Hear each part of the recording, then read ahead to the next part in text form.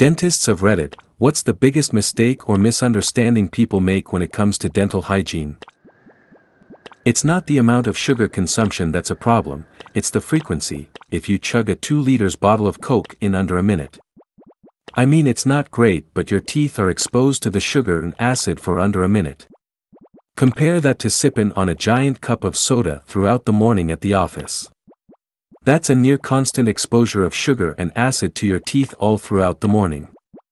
Compare it to ripping a Band-Aid off quickly versus slowly taking it off through a 4-hour period. Please don't buy expensive toothpaste off of Facebook. I have personally seen patients who are a dental mess, who have needed me to remove multiple teeth, advertising their favorite charcoal toothpaste on social media using doctored-up photos. Another trick, if the toothpaste lists aqua as a major ingredient, it's because it is being labeled as a cosmetic product and following different labeling standards. This is usually because there is insufficient evidence, or the company hasn't spent the time or money to research whether or not their product actually does anything. So it gets labeled a cosmetic and they call it a day.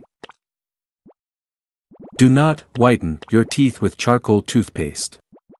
You're scrubbing away your enamel and making your teeth weaker and more prone to cavities and sensitivity.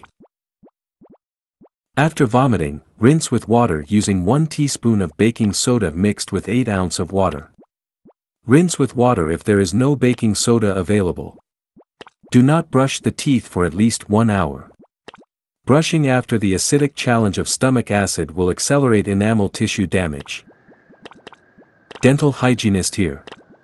Kids need their teeth brushed too. Baby teeth get cavities. Kids can have dental pain. Kids sometimes need root canals. Just because they'll lose those teeth doesn't mean you can just avoid brushing them.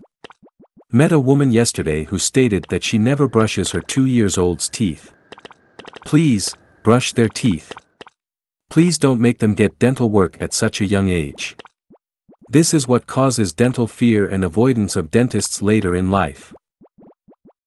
I'm a dental assistant, so I'm around dentists more often than not.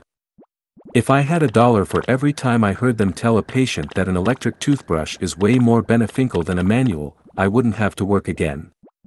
But it's true. Also, just because you scrub your teeth harder doesn't mean they're getting cleaner.